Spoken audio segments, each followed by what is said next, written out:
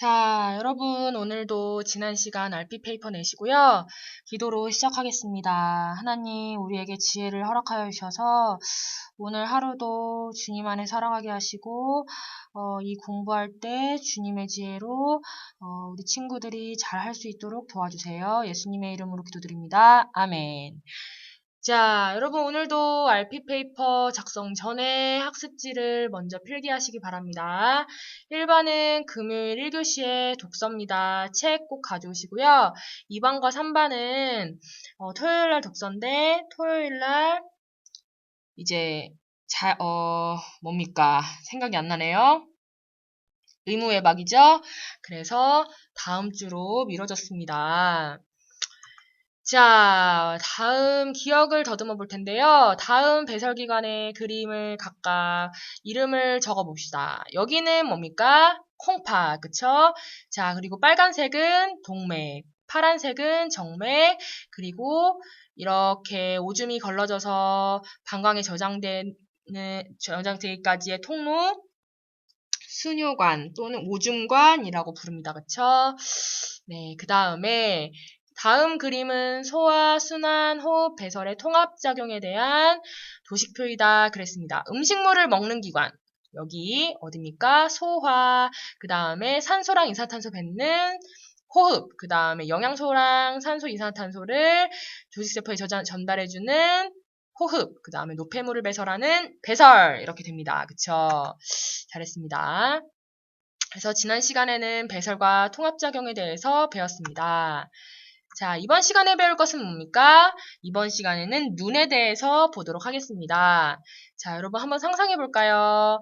만약에 내가 눈이 없다면 어떻게 될까? 여러분 눈을 감으시고 이 영상을 잠시 멈추시고 오늘 아침부터 내가 지금까지 눈이 없다면 어떻게 되었을까? 한번 생각해 보세요. 자, 어땠나요? 생각만 해도 끔찍하죠, 그죠? 내가 눈이 없다면, 내가 눈이 보이지 않는다면 계단을 오를 수도 없고 운동을 할 수도 없고 그 다음에 미술을 할 수도 없고 공부하기도 정말 불편할 것 같아요. 이렇게 소중한 눈은 어떻게 생겼으며 어떻게 우리는 볼 수 있을까에 대해서 같이 보도록 하겠습니다. 자, 이게 눈의 구조입니다. 자, 이 눈의 구조에 대한 각각의 역할들을 보도록 할 텐데요. 맨 처음에는 뭐냐? 각막입니다. 자, 각막은 뭐냐면요. 얇고 투명한 막으로서 빛을 통과시킨다고 했는데요. 가장 바깥쪽에 있는 요 막이 바로 각막입니다. 그래서 우리 라식라섹 수술할 때 각막을 깎는다고 하죠. 가장 바깥에 있는 막을 깎는 겁니다. 자, 두 번째로 동공. 동공은 뭐냐? 동공은요, 눈동자라고도 하는데요. 그냥 눈동자가 아니라요. 자, 보시면은 제가 그림을 하나 그려볼게요. 그림을 하나 그려보면요. 이렇게 눈이 이렇게 있습니다. 그쵸? 눈이 이렇게 앞에서 본 눈이 있으면요. 이렇게 눈동자가 이렇게 있으면 눈동자 안에 또 다른 동그라미 눈동자 있죠? 요게 바로 뭐냐? 요게 바로 동공입니다. 이게 바로 동공이에요. 그리고 동공 주변에 이렇게 둘러싸고 있는 갈색 혹은 검은색 혹은 이제 뭡니까 우리 서양인들은 초록색도 있고 막 그렇죠. 요 겉에 있는 요 부분을 뭐라고 하냐면 얘를 홍채라고도 합니다. 홍채. 이따가 동공 바로 다음에 홍채 나오는데요. 홍채가 둘러싸고 있고요. 요 가운데 부분을 동공이라고 해요. 그래서 동공의 크기가 크냐 작냐에 따라서 동공의 크기가 크면 빛의 양이 많이 들어오고 동공의 크기가 작으면 빛의 양이 적게 들어옵니다. 그래서 옆으로 보는 그림으로 보면요. 여기와 여기가 바로 동공이고요. 그렇다면 홍채는 뭐냐? 홍채는 여기가 바로 홍채입니다. 여기가 바로 홍채입니다. 그래서 아까 전에 보셨듯이 동공의 크기를 조절해 주는 거예요. 홍채가 여기까지 오면 동공이 커지고 홍채가 더 들어가면 동공이 작아지고 그래서 홍채가 동공의 크기를 조절해 주는데 동공의 크기를 조절한다는 것은 다른 말로 말해서 빛의 양을 조절해 주는 거다라고도 볼 수 있어요. 그쵸? 자, 그 다음에 수정체 보겠습니다. 수정체. 수정체는요, 여러분, 이 수정체는 볼록 렌즈예요, 오목 렌즈인가요? 볼록 렌즈죠. 볼록하죠, 그죠? 자, 수정 렌즈는요, 볼록 렌즈 모양이고요. 빛을 굴절시킵니다. 빛을 굴절시켜요. 굴절한다는 게 무슨 말이냐면요, 빛이 이렇게 들어옵니다. 빛이 이렇게 들어와요. 빛이 이렇게 들어오면은 안쪽으로 이렇게 굴절시키는 거예요. 짠, 이렇게 굴절시키는 거예요. 짠, 이렇게 굴절시키는 거예요. 안쪽으로 이렇게 꺾인다는 뜻이에요. 이렇게 꺾인다는 뜻이에요. 그래서 이 망막에 상이 맺히도록, 망막에 상이, 내가 뭔가를 봤어. 그럼 뭔가를 본 것이 이 망막에 똑같이 상이 맺히도록 이렇게 해주는 것이 바로 수정체입니다. 자, 그렇다면 유리체는 뭐냐? 유리체는요, 이 공간을 말합니다. 이 공간. 그래서 눈 속을 채우고 있는 투명한 액체예요. 약간 젤리 같아요. 자, 그래서 눈의 모양을 유지시켜줍니다. 만약에 유리체가 없으면요, 이 눈이요, 동그랗게 유지가 되지 못할지도 몰라요. 그래서 유리체가 있음으로 인해서 눈의 모양이 동그랗게 유지가 됩니다. 그 다음에 망막은 뭐냐? 망막은 물체에 상이 맺히는 곳입니다. 아까 전에 제가 이렇게 그렸죠? 여기 이렇게 상이 딱 맺혔는데요.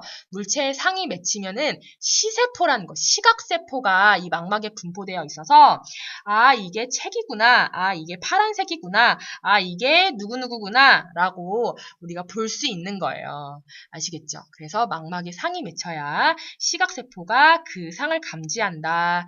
자, 그 다음에 이 감지한 시각세포가 감지한 이 상의 정보를 어디다가 전달해줘야 되죠?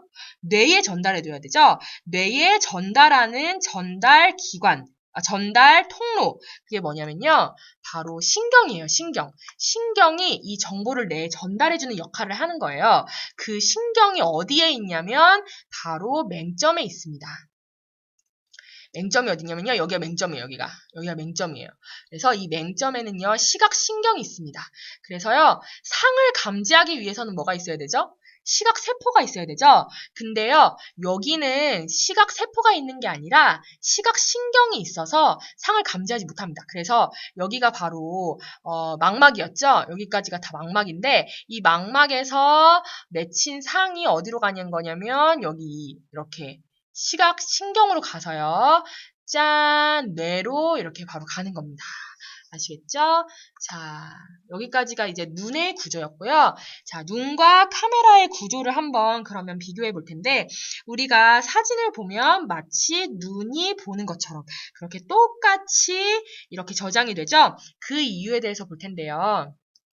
요즘은 다 디지털 카메라여서 필름 카메라를 잘 사용하진 않지만 그래도 이 필름 카메라와 우리 눈의 구조가 비슷합니다. 자, 어떻게 비슷하냐 같이 보도록 할 텐데요. 여러분 아까 홍채는 무슨 역할을 한다고 했죠? 홍채는 무엇의 크기를 조절해 줍니까? 동공의 크기를 조절해 줌으로써 무슨 양을 조절하죠? 빛의 양을 조절합니다. 자, 이 빛의 양을 조절해주는 애는 뭐냐면요. 바로 조리개예요, 조리개. 그래서 홍채랑 조리개랑 이렇게 연결할 수 있어요. 홍채랑 조리개랑 비슷한 역할. 그 다음에 여러분 이 카메라에 있는 볼록 렌즈는요. 뭐랑 비슷할까요? 아까 전에 볼록 렌즈 모양. 뭐였어요? 수정체였죠? 네, 그래서 수정체랑 볼록 렌즈랑 이렇게 이어줄 수 있고 그 다음에 자, 내가 꽃을 봤어요. 꽃을 보면 이 꽃은 어디에 상이 맺힙니까? 망막에 상이 맺히죠? 자, 그런 것처럼 꽃을 사진 찍으면 이 꽃의 상이 맺히는, 카메라에 맺히는 곳은 바로 필름입니다. 필름. 그래서 이 망막과 필름이 비슷한 역할을 합니다. 그래서 다시 말하면 홍채, 빛의 양을 조절해주는 이 홍채는 조리개랑 비슷한 역할, 그리고 빛을 굴절시키는 이 볼록 렌즈는 수정체랑 비슷한 역할, 그리고 상이 맺히는 이 필름의 역할은 망막의 역할과 비슷하다라고 볼 수 있겠습니다. 그럼 선생님, 어두운 곳에 들어갈 때 처음에는 아무것도 안 보이는데 시간이 지나면 조금씩 보여요. 그쵸? 여러분들이 이런 소등을 할 때 처음에 딱 선생님께서 소등합니다 하고 불을 딱 껐을 때는 아무것도 안 보이다가 막 선배들이랑 막 얘기하면서 아니면 잠이 안 와서 뒤척뒤척거리다가 어느새 보면은 막 침대도 다 보이고, 옷장도 다 보이고, 되게 잘 보이는 그러한 현상들, 경험한 적 있죠? 왜 그러냐? 왜 그럴까요? 자, 왜 그러냐면, 자, 이 동공의 크기 때문에 그래요. 여러분, 밝을 때는 동공이 어떻게 됩니까? 밝을 때는 오히려 동공이 작아집니다.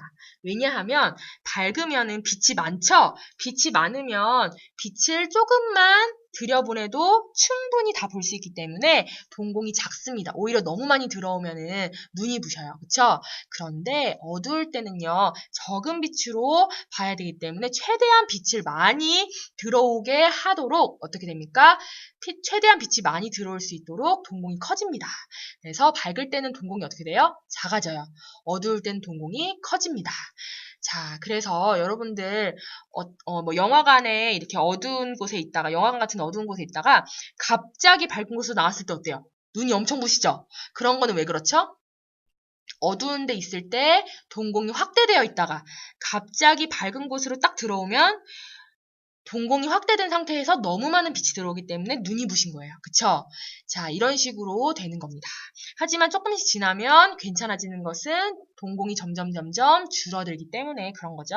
자, 이런 식으로 밝을 때와 어두울 때 빛의 양에 따라서 동공의 크기가 달라진다는 거 알아두시고요. 자, 또 눈이 나빠지면 안경을 씁니다. 여러분 이것은 저의 대학교 때 사진인데요. 참 귀엽죠, 그렇죠? 자, 그 이유는 무엇일까? 그 이유에 대해서 자, 근시와 원시에 대해서 네, 우리 필기를 하면서 종이에 필기를 하면서 같이 알아보도록 하겠습니다. 자, 여러분 지금부터 근시와 원시가 무엇인지를 보도록 하겠습니다. 자, 근시는 뭐냐면요. 가까운 곳은 잘 보이는데 멀리 있는 게 잘 보이지 않는 것이고요. 원시는요, 반대입니다. 가까운 곳이 오히려 잘 보이지 않고 멀리 있는 게 잘 보이는 거, 그것이 원시입니다. 그럼 여러분들이 쓰는 안경은요, 근시 때문에 쓰는 걸까요? 원시 때문에 쓰는 걸까요? 여러분들은 근시 때문에 쓰는 안경이 많죠? 네, 가까운 것은 잘 보이지만 멀리 있는 것은 잘 보이지 않는 사람들이 우리 친구들이고, 그래서 안경을 많이 쓰고 계십니다. 자, 그러면은 이 근시는요, 무슨 렌즈로 교정을 할까요? 바로 오목 렌즈로 교정하죠. 가운데가 얇고 끝이 두꺼운 그런 렌즈로 교정을 하고, 원시는 반대로 볼록 렌즈. 여러분들 할머니, 할아버지나 또는 엄마, 아빠가 놓아놓으셔서 돋보기 안경 쓰시는 거 많이 보셨죠? 네, 그것이 바로 볼록 렌즈를 쓰고 계신 겁니다. 네, 그래서 그렇다면 어떤 원리로 인해서 볼록 렌즈와 오목 렌즈로 근시와 원시를 교정할 수 있는지를 볼 텐데요. 일단 근시는요, 상이 어디 맺히냐면, 근시는 상이 앞에 맺힙니다. 상이요, 내가 이렇게 꽃을 봤어요. 꽃을 봤으면은 원래는 상이 이렇게 망막에 이렇게 딱 맺혀야 잘 보이는데, 얘는요, 상이 이렇게 앞에 맺혀버리는 거예요. 상이 이렇게 앞에 맺혀. 상이 이렇게 더 많이 굴절돼가지고 앞에 맺혀버리는 거. 요게 바로 근시입니다. 앞에 맺혀서 잘 안 보이는 거. 자, 그런 경우에는 어떻게 해야 되냐면요. 무슨 렌즈? 오목 렌즈. 오목 렌즈를 이렇게 오목하게 교정을 해야 돼요. 오목하게 안경을 씁니다. 그러면 오목한 안경을 쓰면 어떻게 되냐면요. 볼록한 렌즈는요. 여기 보시면 수정체를 통과할 때 굴절돼서 안쪽으로 굴절되죠. 근데 오목 렌즈는요. 바깥쪽으로 이렇게 굴절됩니다. 여러분 잘 보이시나요? 바깥쪽으로 굴절돼요. 바깥쪽으로 굴절되면 어떻게 되냐면 바깥쪽으로 굴절이 돼서 이렇게 더 멀리 가게끔, 그래서 이렇게 상이 제대로 맺히게끔. 원래는 상이 앞에 맺혔었죠. 상이 앞에 맺혔는데 그 앞에 맺힌 상을 조금 더 뒤로 가게끔 해주는 역할이 바로 이 오목 렌즈의 역할이에요. 아시겠죠? 만약에 모르시겠다 하시면은 돌려서 한번 계속 보시고요. 그리고 그래도 모르겠다 하면은 옆에 있는 친구한테 물어보시고, 그래도 모르겠다 하면은 별표 쳐놨다가 제가 돌아오면 저한테 물어보시기 바랍니다. 아시겠죠? 그래서 오목 렌즈로 근시를 교정한다는 거. 왜냐? 근시는 상이 앞에 맺히기 때문에 조금 더 뒤에 맺히도록 하기 위해서 오목 렌즈를 사용한다 그랬습니다. 자, 그러면 반대입니다. 볼록 렌즈는요. 원시는 반대입니다. 원시는요. 상이 어디 맺히냐면 이렇게 뒤에 이렇게 맺힙니다. 상이 이렇게 뒤에 맺혀버리는 게 바로 원시예요. 자, 그러면은 이 상을 앞으로 당겨와야 되잖아요. 그럼 어떻게 해야 되냐면 볼록 렌즈를 앞에다가 이렇게 안경을 씁니다. 볼록 렌즈 안경을 껴요. 그럼 어떻게 되냐면 상이 바깥으로 퍼질까요? 안쪽으로 보일까요? 안쪽으로 보이겠죠? 이렇게 안쪽으로 이렇게 보입니다. 안쪽으로 이렇게 보여요. 보이시나요? 안쪽으로 모인 거 보이시나요? 안쪽으로 모인 다음에 그 다음에 더 굴절이 되죠. 굴절이 더 많이 되는 거예요. 엄청 많이 되는 거예요. 그러니까 상이 앞에 이렇게 맺히겠죠? 네. 그래서 이런 식으로 볼록 렌즈와 오목 렌즈로 근시, 볼록 렌즈로는 원시를 교정할 수 있다는 거 여러분 꼭 기억하세요. 자, 여러분 잘 필기하셨나요? 네, 보시면은요. 자, 우리 아까 전에 필기한 거 그대로 이 그림에 적혀 있습니다. 잘 보이진 않지만 한번 같이 볼게요. 근시는 뭐냐면 가까이 있는 것은 잘 보이지만 멀리 있는 것은 잘 보이지 않는 눈이라고 했죠? 그래서 물체상이 망막 앞에 맺혀요, 뒤에 맺혀요? 앞에 맺힙니다. 앞에 맺혀요. 그래서 무슨 렌즈를 교정하냐면 오목 렌즈, 오목한 렌즈로 안쪽이 얇은 렌즈로 교정을 합니다. 그러면은 빛이 어떻게 돼요? 안쪽으로 모이나요? 바깥쪽으로 퍼지나요? 바깥쪽으로 퍼지죠? 그래서 상을 더 뒤로 밀리도록 도와주는 역할을 하는 거고요. 원시는 반대입니다. 멀리 있는 것은 잘 보이지만 가까이 있는 것은 잘 보이지 않는 눈. 그래서 물체의 상이 뒤에 맺혀요. 그래서 오목 렌즈로 교정을 하는데요. 오목 렌즈는 상을 더 굴절시켜요. 더 모이게 합니다. 그래서 어떻게 하냐면 뒤에 있던 상을 앞으로 그렇게 맺히도록 그렇게 도와주는 역할을 하는 겁니다. 자, 그래서 오늘 배운 내용 정리해 볼 텐데요. 첫 번째로는 눈의 구조와 기능에 대해서 배웠죠. 홍채가 뭔지, 동공이 뭔지, 유리체가 뭔지, 망막이 뭔지, 맹점이 뭔지 배웠고요. 그 다음에 눈과 카메라의 구조를 비교했어요. 그쵸? 그래서 눈과 카메라가 어떻게 비슷한지, 어떠한 구조가 비슷한 구조인지를 봤고요. 그 다음에 홍채의 동공 조절에 따른 빛의 양.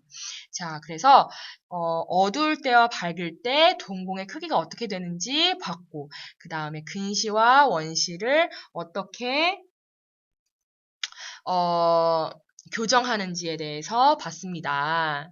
자, 여러분, 이렇게 우리가 실제로 물건을 바라보는 눈에 대해서 배웠는데, 우리가 꿈의 학교에 있으면서 그냥 육신의 눈으로만 바라보는 것이 아니라 하나님을 보는 눈이 여러분들에게 열렸으면 좋겠습니다. 그래서 우리가 그냥 사물을 보는 것만이 진짜 보는 것이 아니고 보이지 않는 하나님을 볼 수 있는 눈이 열린다는 것이 정말 축복된 삶인 것 같습니다. 정말 보아야 할 것을 보고 들어야 할 것을 듣는 그런 꿈의 학교 생활이 되기를 기도하겠고요.